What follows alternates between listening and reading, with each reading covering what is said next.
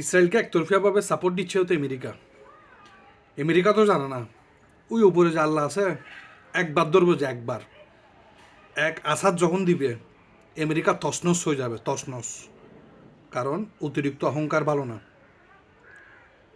সব কিছু মিলায় আমি যা দেখলাম, ইসলামের মেন শত্রু হচ্ছে এই আমেরিকা। আমেরিকা চায় না যে এই পৃথিবীতে ইসলাম শক্তিশালী হোক। ওই জন্য ওরা ইসলাম ধর্মকে বা ইসলাম ধর্মের যে দেশগুলো আছে ওদেরকে সবসময় দাবায় রাখতে চেষ্টা করে। ঠিক আছে, এই যে ইহুদি আছে, এই ইহুদিদেরকে মেন সাপোর্ট এই আমেরিকায় দেয়।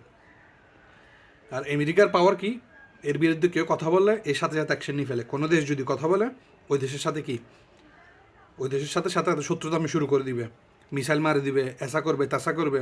এটা হচ্ছে আমেরিকার পাওয়ার। ঠিক আছে, আমেরিকা তো জানে না উপরে একজন আল্লাহ আছে। এক কাসার দিবে তেরে এক আসারের সাথে সোজা যাবে গা। এ কী দেশ? আমেরিকা একটা দেশ।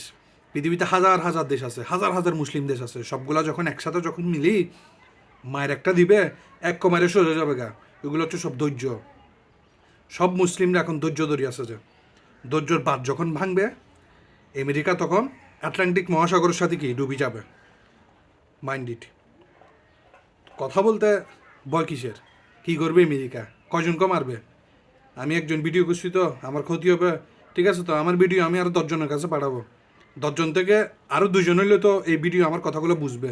ঠিক আছে, 2 জন থেকে আরও 10 জনের কাছে যাবে। দেখি কতজনকে দমাইতে পারে, কত শক্তি আছে। আমেরিকা তো টেকনোলজি খুব হাই, দেখি না ওর টেকনোলজি ইউজ করে কত দূর আগাইতে পারে। কিন্তু মুসলিম জাতিকে দমাইতে পারবে না। নারায় তাকবীর, আল্লাহু আকবার।